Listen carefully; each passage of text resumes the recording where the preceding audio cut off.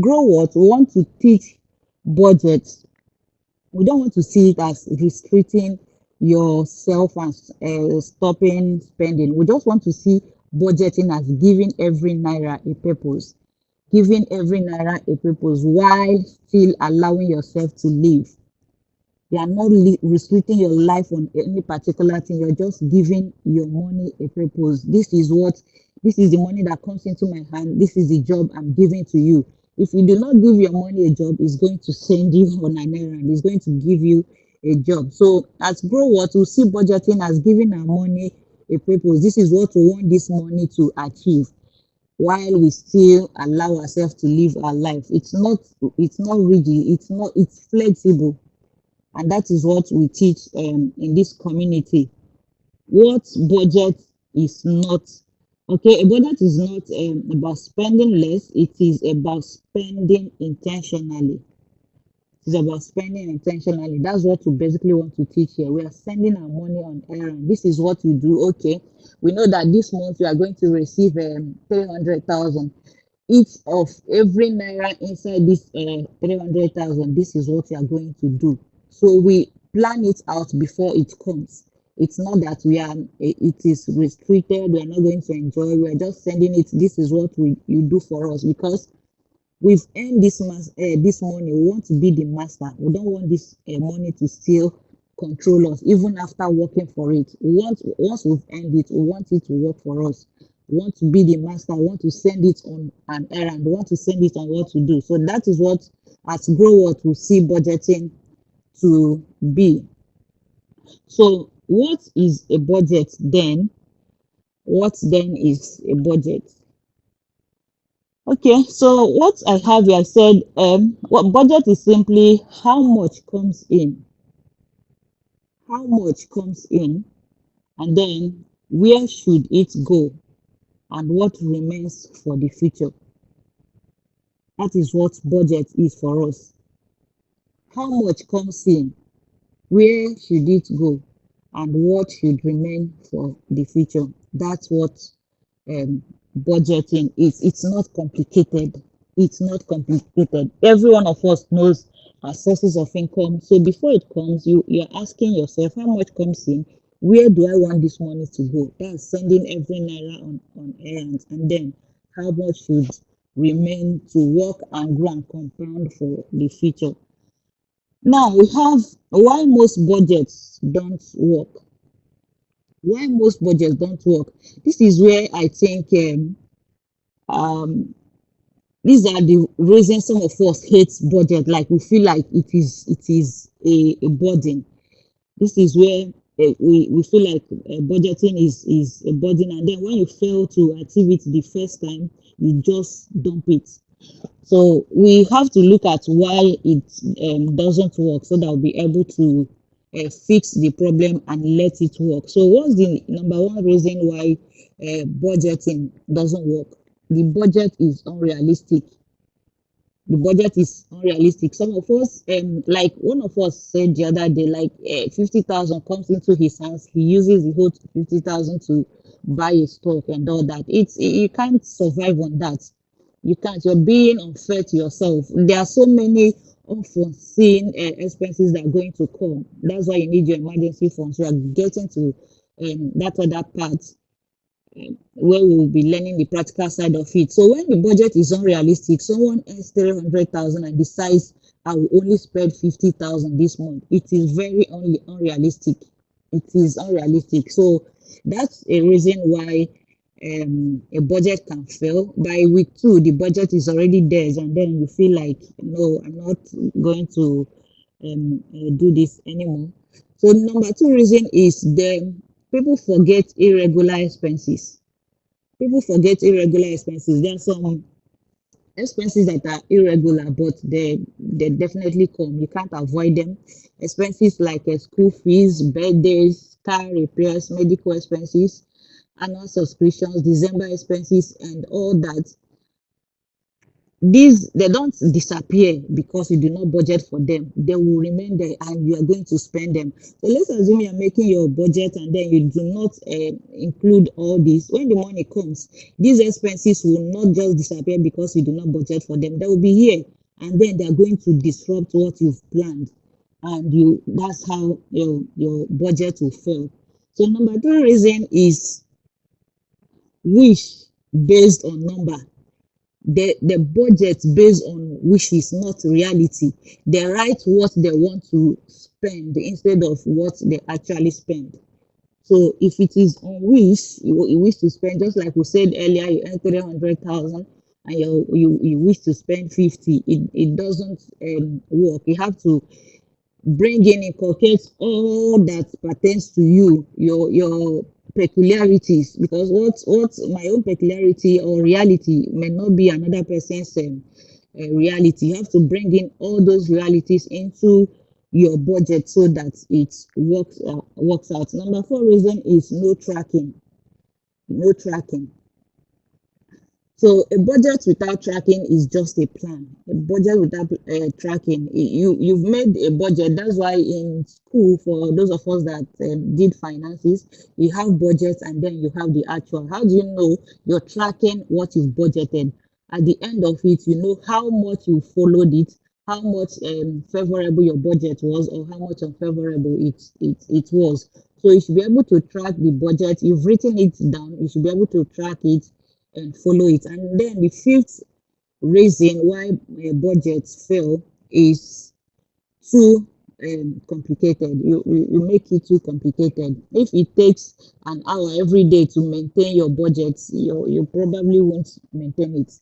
So it should just be simple. This is how much I'm expecting. This is what I want it to go into, and then this is the one I'm reserving for the future. So I'm just trying to rush it here. I have something like know your income. Know your income. You have a, let's start with a reliable income. You maybe have a basic salary of 300,000. You have other side hustle of 50,000, and then maybe gifts at the end of the month. You have 350,000. This is your income for the month. You are budgeting with it. But what you must not do, maybe because of other side incomes, your monthly earning is not fixed. So don't make your budget based on the best month. Let's say this month you're able to raise up to 350,000 and you want to make it rigid that every month you're living off on that 350,000. Make room for worst case scenario. You might just make your budget somewhere around the basic, the one that you're sure it is going to come, so that you know that this budget is going to work. So what again do? You should know your expenses. You should know your expenses. So divide your expenses into three categories like the one I have here. I think, please, if you are not getting me, you can just call my attention. I'm trying to rush because we spent a lot of time trying to move from WhatsApp to here. So you have to divide your expenses into three different categories. The number one expense is the fixed. You have the variable, and then you have the irregular. The fixed is the one that must come. It definitely must come. So it is just there. It has a fixed amount.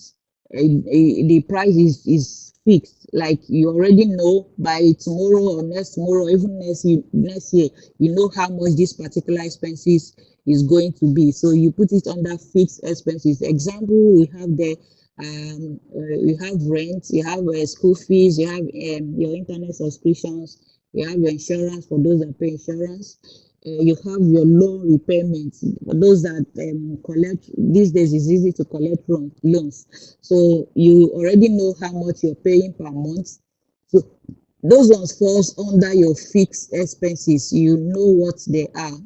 Then you have variables. So they are the ones that changes. You can't determine this is how much you're going to spend on food next month because you they are beyond your control. They're beyond there are so many factors that determine the cost of food, cost of transport, electricity, entertainment, and shopping. So those ones also fall under your variable expenses. And then the irregular, we mentioned this earlier. Irregular expenses, they don't happen every month. They come occasionally. You have your birthdays, you do once in a year. Some school expenses, car maintenance, Christmas once in a year, and then annual subscriptions, home repairs, and all that. So irregular expenses they don't mean unexpected. You know they are definitely going to come. If you know it will eventually happen, then you have to plan for it. You have to plan for it. So okay, that's what I said here. Irregular doesn't mean unexpected. If you know it will eventually happen, then plan for it. So the next is the zero-based budgets. So zero-based budget doesn't mean that you're going to spend all of your money and then you'll be left with zero. This does not mean that it doesn't mean I must spend everything. It means every naira has an assignment. Every naira from what you earn has an assignment. In your income of 300,000, like we used earlier, you have your needs inside it. Maybe 150,000 is going to your needs. Your wants, just like you said, we are not going, it's not rigid, like I'm not going to enjoy my life because I'm on budget. This life we're living it once, so you have to create that opportunity, make that allowance to enjoy. So we are not going to deprive ourselves of our wants. We are still going to make budget for it, but it's not going to take the most of our money. So um whoever that is working deserves to live well too. So we make budget for our wants. We can apportion 40,000 to it. Then savings, investments, giving. Of course, we are not teaching not to give. We are not teaching not to give. And then you have your sinking funds. At the end, everything equals to 300,000, which is zero. So inside that zero budgeting, you know you've already covered your needs, you've covered your wants, you've covered your savings, investments, givings, and your sinking funds. So that is a comprehensive budget. It is zero at the end of it, but everything that you need to do is all inside there. It doesn't mean that you spent everything and you're left with nothing. You already have your savings, you already have investments, and your sinking funds. So that's what I refer to as zero-based budget. Zero-based budget. So done budget for only today. A week budget asks, how do I survive this month? A wealth building budget asks, how do I take care of today while preparing for tomorrow? Your budget should have room for okay, I don't think your budget should have room for living, protection, saving, investing, and growth, and that is what we have in this place. We have our needs, we have our wants, we have our savings, investments, giving, and sinking funds. So your budget should take care of all this. Your living, it should protect, it should take care of your savings, your investments, and then your growth. That is when the budget is comprehensive and it's not going to restrict you or make you not to enjoy your life.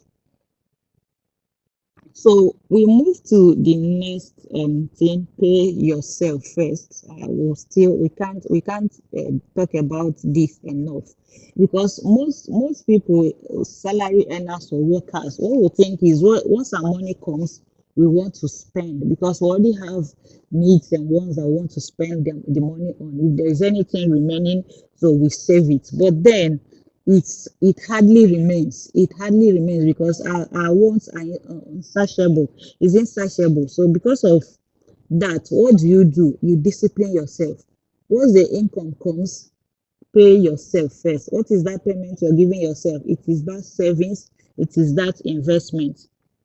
So once income comes, instead of expenses first and then saving what is left, what you do is you save slash invest, and then you spend the remaining one. Like I said, like I said earlier, if you save, you're going to survive. If you do not save, you are still going to survive. But the difference is that the person that saves is going to have something that will grow for him or her. But the one that doesn't save is going to start from zero every other day, and that's how you live until you grow old, and then you become a liability to your children. Meanwhile, some young persons need people supporting them. You know, Dangote of today, $10, they all had uncles, fathers that gave them that a seed that they took off from. So if you're going to set up a business or give a seed, how do the initial seed to your offspring, it is a good thing. We don't just have to raise our children or give birth to children to just take care of us and will become liabilities to them. Let's change that mentality. Let's be able to give to our children. Let's be able to bless them as they are growing. It is a flex to have a parent that can take care of his or her needs. It is a flex. As a child, your own work will just be to let me honor my father, let me honor my mother, not like if I don't give them money, they will not survive. Meanwhile, that child is just a young person and probably starting a family, also trying to figure out a way to take care of his young family. So that's what happens to you if you spend everything that comes into your hand. Nothing grows. At the end of the day, you grow old and you have nothing to show for it. You become a liability to the young generation. And that is what will never happen in for any member of this community. We'll learn how to manage what we have and grow it, and then pass both the wealth and the knowledge to the next generation. So we pay ourselves first. We've established that one. Not every expenses is equal. Like we already apportioned the 300,000 that we did. We had a higher a figure for the needs, the wants, and then for goal. So need, something necessary for basic living is a need. Then something desirable but not essential is a want. And then goal, something you're intentionally setting money aside to achieve. For example, food is a need, new designer shoe is a want, and then house deposit. You want to buy a house, you're buying through a mortgage or something like that. So that deposit, that your mortgage that you pay to own that house is your goal. So can you afford every want just because you can technically pay for it? No. Affordability is not the same as financial wisdom. Just because you can afford it doesn't mean that you have to own it. Ask yourself, is this necessary? Is this just like Rotary Club, they will say, is this fair to all concerned? Is this going to help me achieve my goal? If not, if you can do without it, let it go. Take that money and put it into your savings or investment and let it multiply, work for you. So prepare for your expenses before they arrive. I talked about sinking fund earlier, and it's a kind of a financial jargon. Not everyone of us will get it. So it's part of the things that we have to plan for. What is a sinking fund? A sinking fund is money that you set. Or let's say for an example, you want to pay, okay, house rent. Your house rent is 120,000, let's say. Your house rent is 120,000, and you know you pay at the end of every 24 months. So what is sinking fund? Sinking fund is I have 24 months to pay this 120,000. So I will divide that 120,000 by that 12 months. That means I'll be having 10,000 naira per month. Sinking fund is that 10,000 naira. So what do you do? Create in your budget a sinking fund every month from the income that you receive. You take out your 10,000 naira and put in a separate account where you are saving up that your rent. I think I have an example here. Okay, I gave an example of a school fees. Let's say you have a school fees of 240,000 expected to be paid in the next 6 months. So what do? You divide the 240,000 by 6 months. You're going to have 40,000 naira per month.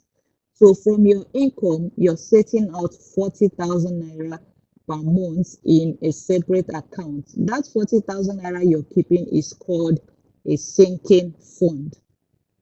You know it is going to come, so you are saving it bit by bit. By the end of that 6 months, you're going to have your 240,000 naira complete. That's how you make payments without distress. Learn this today, establish this sinking fund strategy to take care of your bills. Use it to take care of fixed expenses. You know when they are coming, you know the amount exactly. So set up a sinking fund, and that's what we are going to learn. All these fintech app where you can create a target. I'll introduce you to some of these platforms. You create a target savings. Let's say this your school fees is 240,000. You can go to this app, create your target savings, give it a name, maybe school fees, and then they'll ask you for the amount. You set it 240,000, and then every month you are sending 40,000 to that particular plan, and they are giving you interest on it on a daily. By the time that 6 months elapses, your 240,000 is complete plus the interest on it. So that's what you gain for being a member of this community, which teaches you financial literacy. You do not just save it. You do not just save it as a sinking fund, so that at the end of that 6 months you're going to have exactly 240,000 naira. The knowledge you are going to learn here will show you a platform where you save it, and then at the end you are having 240,000, which is the capital that you saved plus your interest. That's what we are learning. We must not have naira that is not earning, that is not working. Once we've earned that money, it is going to work for us. So let's continue. Budget for unexpected expenses. Budget for unexpected expenses, and the financial jargon we call this one is emergency fund. Now we live in a world that is full of uncertainties. You cannot just say, this month I'm going to leave off 50,000. Something may just come up. It might not be something bad. It might be something good. Maybe just something good, or anything can just come up that will bring expenses that you never imagined that could come. So that is why you set up an emergency fund, and that is why you have to set up this fund before you ever go into investing. If you have your savings, you have income of 300,000 like we are using, and then you said you want to use 150,000 for your needs, and then maybe 50,000 for your wants, and you're saving the rest of 100,000 in a savings or investments, especially in investments. Then without an emergency fund, something may come up. You've already apportioned the other one on your needs, which means you can't even go back on them. So what if something comes up? Maybe let's just say there was a car broke down. Your car is not going to tell you that this month I'm going to break down and this is the amount that I'm going to take from you. Something will just break down. Maybe so this month it might just be a small thing that you need to fix with a few thousands of naira. Next month it might be something that needs to change the engine. So how do you take care of those unexpected expenses? You take care of them through the emergency funds. So the sinking funds is you're taking care of future expenses that you know will definitely come.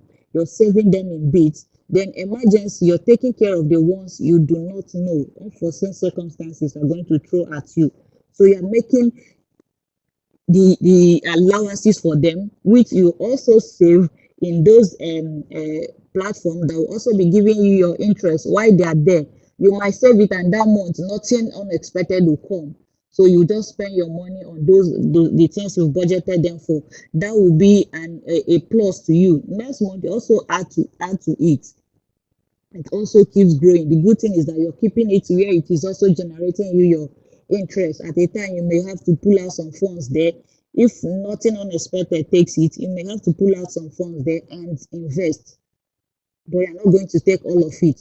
So if you've used the whole of 200,000 on your needs and wants, and then you invested the other ones, and something comes up, you will be forced to go and liquidate your investment, which is going to make you sell at loss, because most investment, it's not all profit, especially like something like stock is profitable, but it's better when you can leave it for a long term.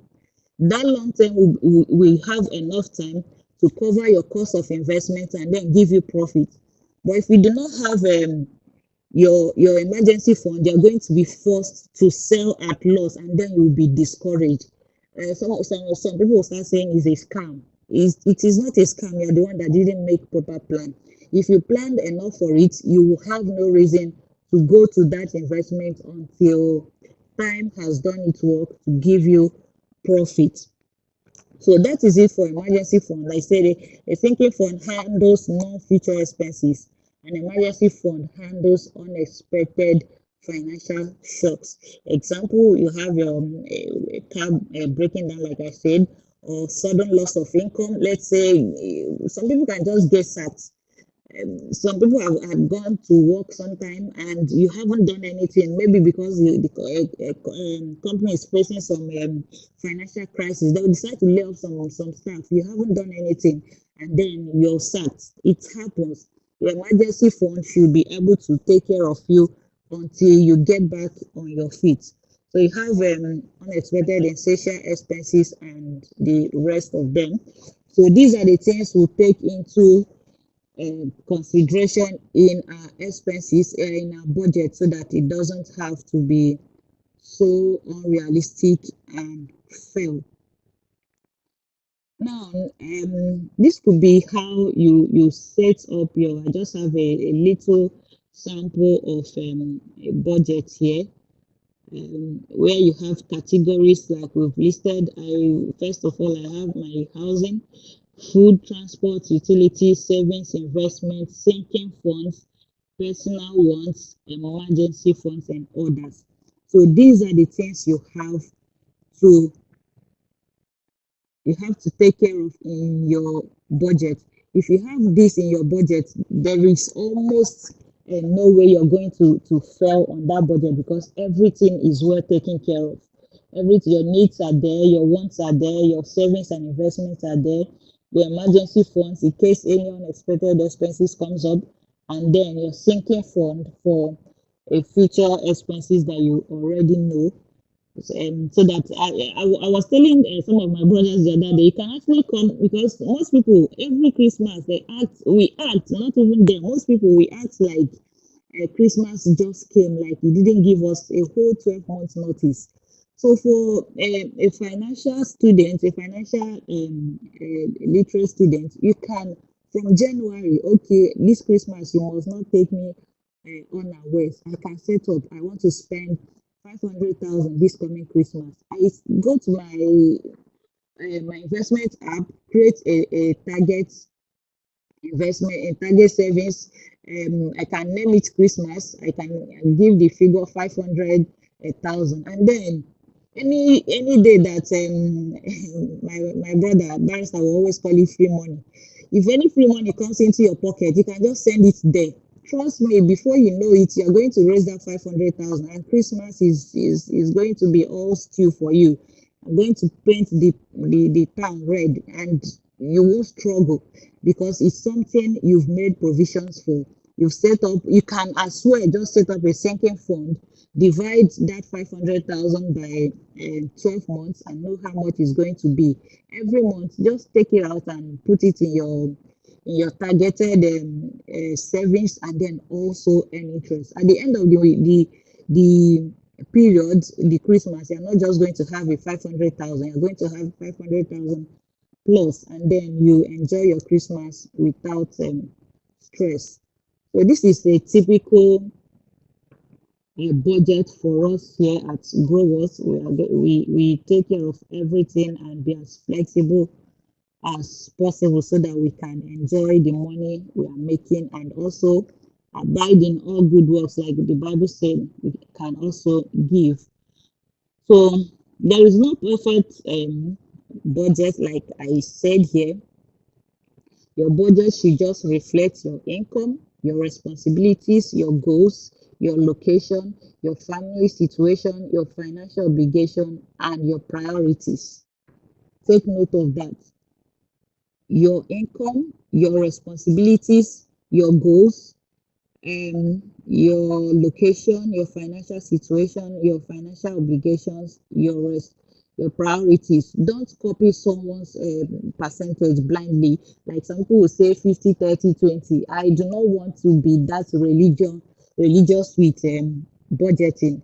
Just concentrate on this because someone might be earning 1 million naira. Maybe you live somewhere in the east, you live in at where do I say? Let me say Ebonyi State. You live in Ebonyi State, and someone else is living in Lagos. You are earning 1 million naira. Your budget can never be the same thing. Your budget can never be the same thing because of location. Then someone else is a first child. You're earning 1 million naira. Another person is a last born. You're earning 1 million naira. Your responsibilities are not the same thing.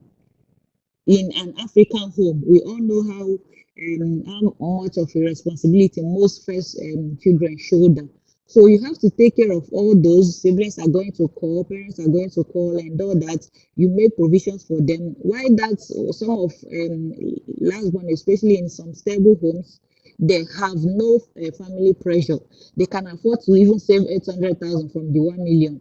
But a first child can just manage to squeeze out 200,000. So just make your budget based on your reality, and then you will have no reason to not follow that budget.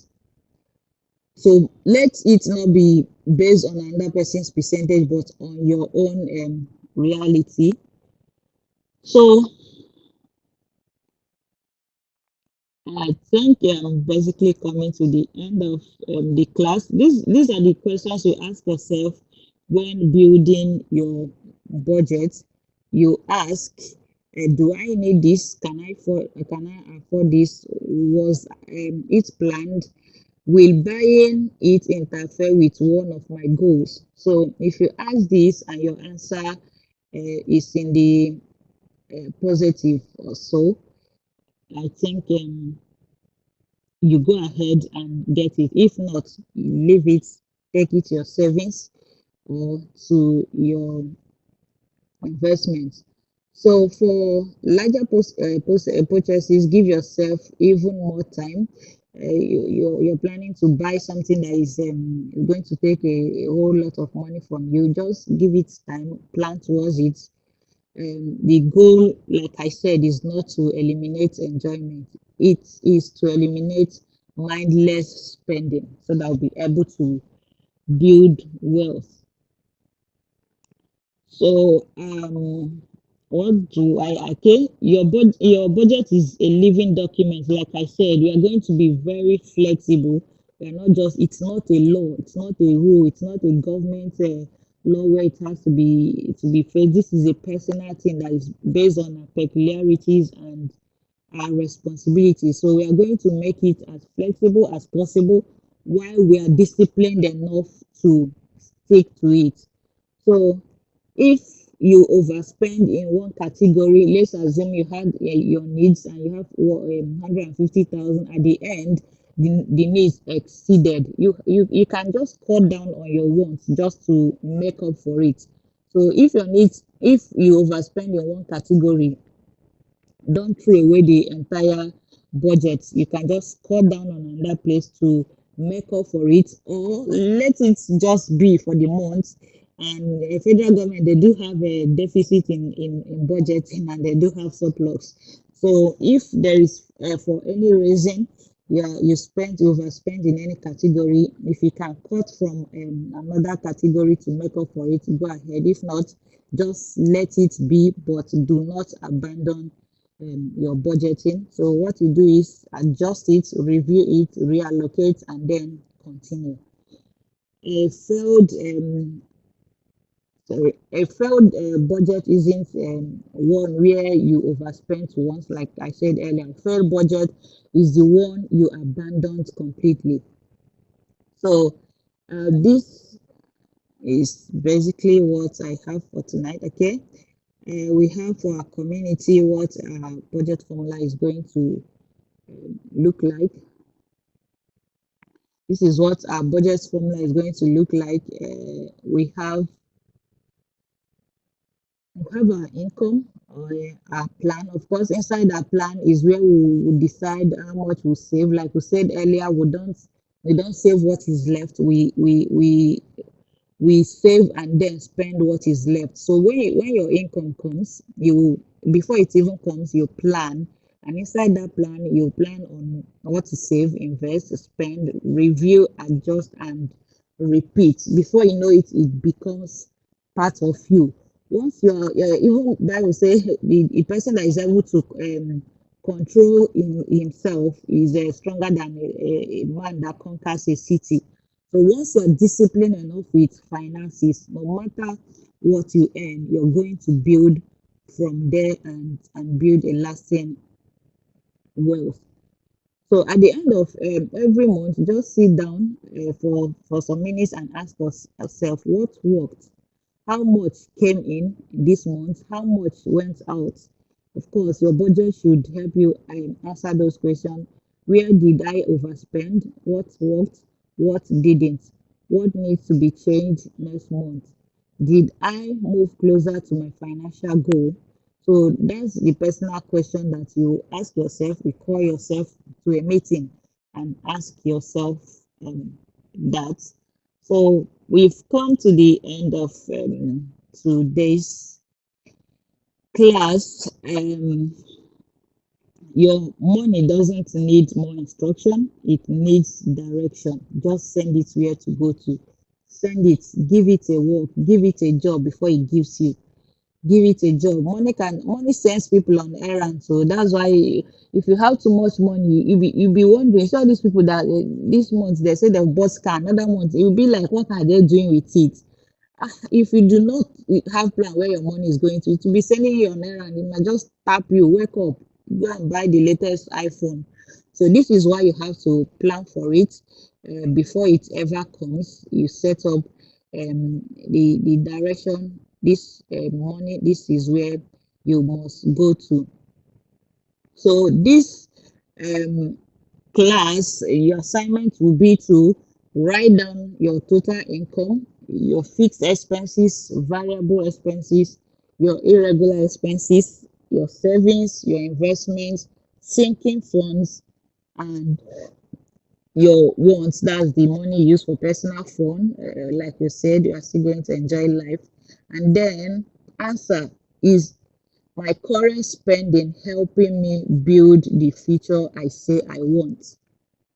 The way you spend now, is it going to help you build the future I say I want? If it's no, then go and fix your budget. Even if it is yes, still go and make your budget. Let's get this discipline so that by the time we get into investing, it becomes part of us. And when money comes, we are able to send it on the right track, on the right job, and then it brings more returns for us. And that's how money builds and grows. So this is where we call it a quit for tonight, and I think we've learned something. And go back to draw your budget based on what we have here.